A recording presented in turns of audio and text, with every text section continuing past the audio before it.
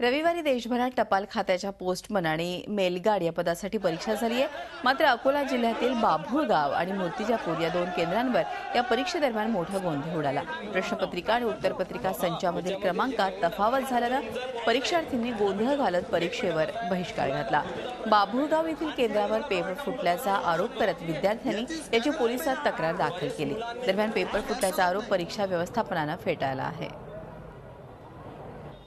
Paper होता 2 वाजता। Paper आला कॉलेजमध्ये 2:15 वाजता आणि त्या कॉलेजमध्ये कोणत्याच प्रकारचे हे नव्हते आणि पेपर देताना शिक्षकांनी सिरीजची वाटायची होती, आन्सर शीट आणि क्वेश्चन शीटची ती अलग अलग वाटल्या गेली। त्याच्यामुळे विद्यार्थ्यांनी रोल नंबर वगैरे भरले होते त्यांना खोडताड करून त्यांना परीक्षेसाठी हे केलं, म्हणजे त्यांना हे झालं किंवा त्यांची आन्सर शीट वापस घेऊन डबल त्यांना दुसरी दिली। क्वेश्चन पेपर हा तिथं क्लासमध्ये गेल्यानंतर मुलांना फोडायचा असते तो स्वतः, त्यावेळेस दुसऱ्याची म्हणजे याची हे नसते, साईन नसते पाहिजेत।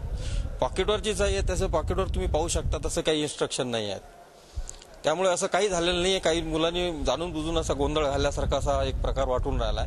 बाकी 1400 विद्यार्थ्यांपैकी हे काही थोडे मुलं सोडले तर बाकी सर्व कंडक्ट झाली एक्झाम सुरळीत पार पडली। कोणत्या प्रकारचा पेपर फोडल्याचा कोणीही आरोप केलेला नाही।